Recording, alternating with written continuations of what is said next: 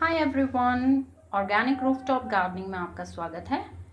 आज हम मधुमालती का जो पौधा है वो प्लांट करेंगे अपने गमले में। मैंने नर्सरी से ख़रीदा है ये अभी, और इनफैक्ट 2 दिन हो गए हैं इसको रखे रखे। तो इसकी बेचारे की ब्रांच भी थोड़ी सी टूट सी गई है, मैंने उसको बैंडेज किया है अभी। आज हम ये लगाएंगे और मैं आपको दिखाती हूँ कि कैसे हम लगा सकते हैं। थोड़ा सा मैं और भी दिखा देती हूँ कि आप देख रहे होंगे कि अलग अलग गमलों में कुछ मिट्टी जैसा कुछ भरे हुए हैं ये, क्योंकि मेरे पास मिट्टी नहीं होती है और मैं सिर्फ किचन वेस्ट और ऑर्गेनिक चीज़ों से ही मिट्टी बनाती हूँ।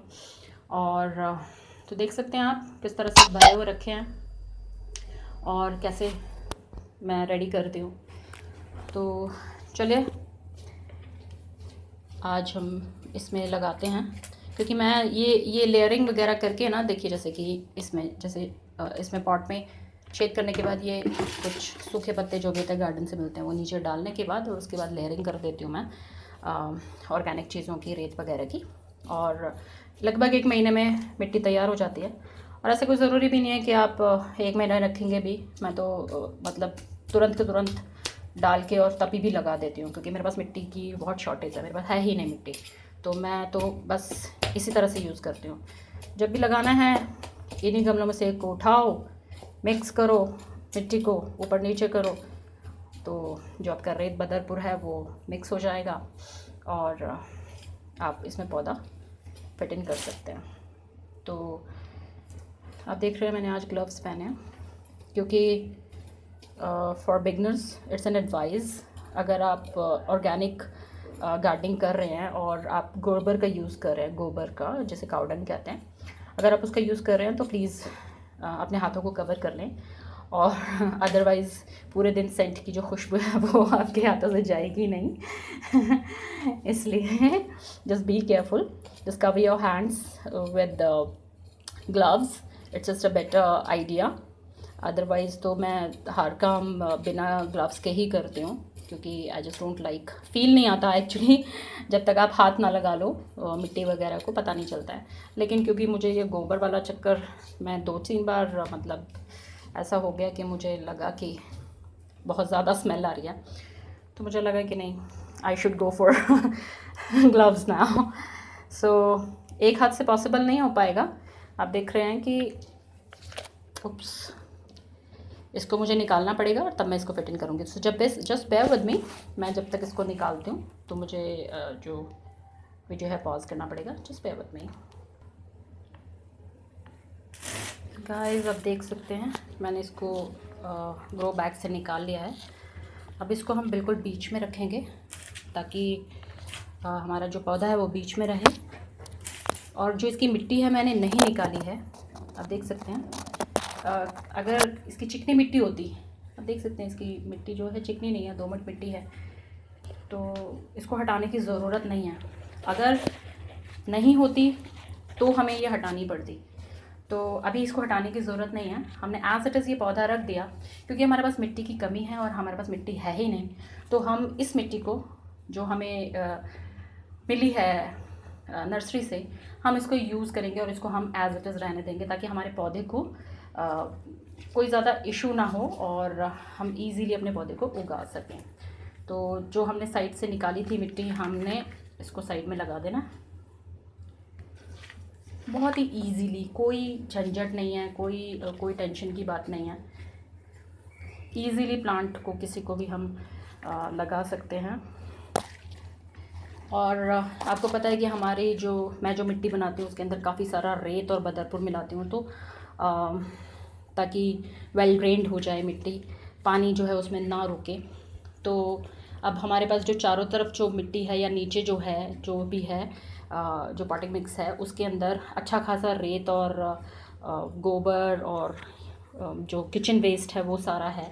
तो इससे हमें अब ये फ़ायदा होगा कि एक तो हमारा पानी जो है वो रुकेगा नहीं, तो हमारे जो पौधे की जो जड़ें हैं उनमें फंगस नहीं लगेगा, वो बहुत इजीली ग्रो कर जाएंगी। और दूसरा ये फ़ायदा होगा क्योंकि इसके अंदर हमने जो किचन वेस्ट है वो डाला है, तो हमें बहुत ज़्यादा खाद डालने की इसमें ज़रूरत नहीं होगी, क्योंकि हमने किचन वेस्ट भी डाला है, वो डिकम्पोज़ होगा, अभी इसी में मिक्स होगा। जब तक इसकी जड़ें नीचे तक जाएंगी तब तक वो डिकम्पोज़ हो चुका होगा। और जो एक्सेस ऑफ वाटर है वो ऑलरेडी निकल ही जाएगा, क्योंकि हमारा जो मिक्सचर है, पॉटिंग मिक्स जो है, हमने उसमें बहुत सारा रेत और बदरपुर मिक्स किया हुआ है, और साथ में गोबर है, गोबर की खाद है। तो ये सारी चीज़ें उतना ही पानी रिटेन करके रखेंगी जितने की ज़रूरत है। और हमने क्योंकि मिट्टी इसकी हटाई नहीं है, इसकी जड़ों को बिल्कुल डिस्टर्ब नहीं किया है। अगर हम जड़ों को डिस्टर्ब करते हैं तो पौधों के मरने का डर रहता है, तो इसलिए हम इसको एज इट इज़ रख देंगे और चारों तरफ से इसको मिट्टी डाल के फिक्स कर देंगे। और क्योंकि ऑलरेडी हमारी मिट्टी गीली है, तो वैसे तो हमें पानी डालने की ज़रूरत नहीं है, लेकिन फिर भी जैसे कि हमारे को अब जब हम कोई भी पौधा लगाते हैं तो उसमें हमें अच्छे से वाटरिंग करनी होती है, ताकि अच्छे से सारी जो मिट्टी है वो गीली हो जाए। बट हमारी ये मिट्टी ऑलरेडी गीली है, तो हमें बहुत ज़्यादा टेंशन इस चीज़ की लेने की ज़रूरत नहीं है। तो हम अपना वही फर्टिलाइज़र डालेंगे थोड़ा सा, ताकि इसको जो भी मतलब अपने ग्रो बैग से निकल कर जो जड़ों को स्ट्रेस हुआ होगा पौधे को, वो थोड़ा सा इसका रिमूव हो जाए। तो आप देख सकते हैं हमारा जो फर्टिलाइज़र है, लिक्विड फर्टिलाइज़र मैं यूज़ करती हूँ, और इसे भी मैं घर पर ही बनाती हूँ किचन वेस्ट से, और इसका लिंक मैं डिस्क्रिप्शन बॉक्स में डाल दूँगी।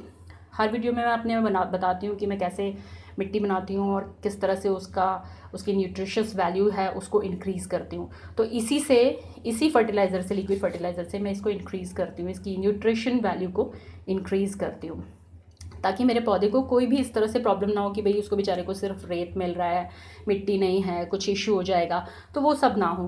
तो अच्छी ग्रोथ के लिए मुझे अपना ये लिक्विड जो फर्टिलाइज़र है इसको ही मैं देती हूँ, और इसी को अभी भी मैं डालूँगी। ज़्यादा डालने की ज़रूरत नहीं है, अदरवाइज़ नीचे से निकल जाएगा। और हर बार मैं बताती हूँ कि बिगनर्स के लिए बहुत ज़रूरी है कि हम नीचे एक ट्रे रखें, जैसे कि आप ये देख रहे हैं। हमेशा एक अपने पॉट के नीचे हमेशा ट्रे रखिए, ताकि जो भी आप जितना भी लिक्विड इसके अंदर डालें तो नीचे आ जाए, और आपको पता चल जाए कि अब हमें और पानी देने की ज़रूरत नहीं है, या जो भी हम इसमें फर्टिलाइज़र वगैरह डाल रहे हैं तो हम ओवर वाटरिंग ना कर दें, क्योंकि पौधा पानी की कमी से नहीं, ओवर वाटरिंग से मर जाता है। तो हमेशा इसके दो फ़ायदे हैं। एक तो आपका जो छत या जो भी ग्राउंड है जहाँ पे भी आप रख रहे हैं वो गंदा नहीं होगा, और दूसरा जो इसकी मिट्टी निकलेगी वो ट्रे के अंदर आ जाएगी। तीसरा, जो इसमें आपने वाटरिंग की है, कितनी की है, आपको पता चल जाएगा कि आपको और ज़्यादा करनी है या नहीं करनी है। और वाटरिंग का मैं फिर से बता देती हूँ कि अगर जैसे ये गीली है मिट्टी, तो हमें नहीं इसमें पानी डालने की ज़रूरत है। अभी थोड़ा हमने डाल दिया, ताकि हमारा जो पौधा है उसको जो स्ट्रेस हुआ होगा, अभी नया नया ग्रो बैग से यहाँ आया है, तो थोड़ा सा स्ट्रेस्ड आउट होगा, तो उसको कम करने के लिए हमने थोड़ा सा इसमें फर्टिलाइज़र डाल दिया है, ताकि इसको तो कोई इश्यू ना हो और वो आराम से ग्रो कर जाए, सेट हो जाए इस गमले में भी। तो इसके अलावा अगर हम सूखी हुई मिट्टी डालते या अभी हम बनाते, तो उस वक्त हमें इतना पानी इसमें डालना था पूरा भर के, ताकि नीचे तक ये पानी निकल आए। हमें ट्रे नीचे रख ही देते, और नीचे जब पानी निकलता उतने तक हमें पानी डालना था। और हमें चेक करना होता है कि पानी हमारी जो मिट्टी है वो वेल ड्रेन्ड है या नहीं है। अगर नीचे स्ट्रेट अवे पानी आ जाता है 1-1.5 मिनट के अंदर, तो समझ लीजिए कि आपकी जो मिट्टी है वो वेल ड्रेन्ड है। तो इस तरह से हम देख सकते हैं, और किसी भी पौधे को हम लगा सकते हैं। सो ये है हमारा मधुमालती का पौधा, जिसकी आज हमने रिपोर्टिंग की है, और इसकी जब इस पर फूल आएंगे तो मैं आपको ज़रूर दिखाऊंगी। So that's it from now, thank you so much, bye bye.